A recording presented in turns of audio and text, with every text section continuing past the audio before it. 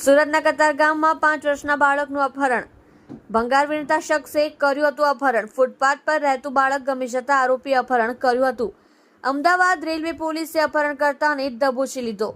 પોલીસે બાળકને મુક્ત કરાવ્યું. 32 વર્ષીય દીપક બાબુરાવ ઇંગલેની ધરપકડ. સત્ય માટે હંમેશા સત્યની સાથે જોડાઈ રહો. આર સુરત ન્યૂઝ ચેનલની સાથે.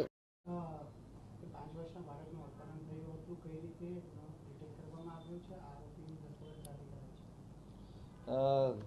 તારીખ 7/7/2024ના રોજ એટલે કે રથયાત્રાના દિવસે કતારગામ પોલીસ સ્ટેશનમાં ભારતીય ન્યાય સંહિતાની કલમ 137(2) મુજબ એટલે કે કિડનેપિંગની એક ફરિયાદ દાખલ કરવામાં આવેલી હતી, જેમાં જેનું કિડનેપિંગ થયું હતું એ બાળક 5 વર્ષનો હતો. એટલે ગુનાની ગંભીરતા જોઈને કતારગામ પોલીસ તાત્કાલિક હરકતમાં આવી ગયેલી હતી અને કતારગામની ડિસ્ટર્બની ટીમ, અમદાવાદ રેલવે તેમજ અમદાવાદના ઝોન 2 એ ત્રણેયની ટીમોને મળીને આ ગુનો ડિટેક્ટ કરેલ છે અને જેનું કિડનેપિંગ થયેલું છે બાળક તથા કિડનેપિંગ કરનાર જે વ્યક્તિ છે તેનું પોઝિશન મેળવવામાં આવેલું છે અને એને અત્યારે હાલની કાર્યવાહી ચાલુ છે આગળની.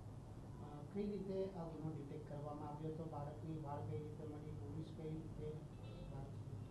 જે ફરિયાદી છે એમણે જણાવેલું હતું કે એમનો જે બાળક 5 વર્ષનો છે એ ફૂટપાથ ઉપર એક ભંગારવાળા વ્યક્તિ સાથે એની સારી દોસ્તી હતી અને જ્યારે આ ફરિયાદ આવી ત્યારે પોલીસે પણ સીસીટીવીની મદદથી જોતા એ બાળક છે એ આ ભંગારવાળા વ્યક્તિ સાથે મોબાઈલની ગેમ ને એ રીતે રમતો હતો, એટલે એની સાથે એની દોસ્તી થયેલી હતી અને આ ભંગારવાળો વ્યક્તિ જેનું કિડનેપિંગ કરીને લઈ ગયેલો હતો, પરંતુ નામની બધી વિગત નહોતી.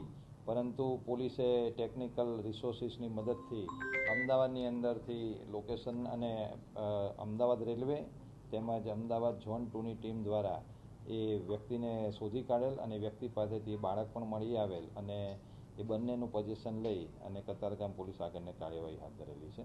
મેઇન આમાં જે ટેકનિકલ રિસોર્સિસનો ઉપયોગ કરીને આ ગુનો ડિટેક્ટ કરવામાં આવ્યો. બાળકના અપહરણ કરવા પાછળનું કારણ શું જણાવ્યું છે?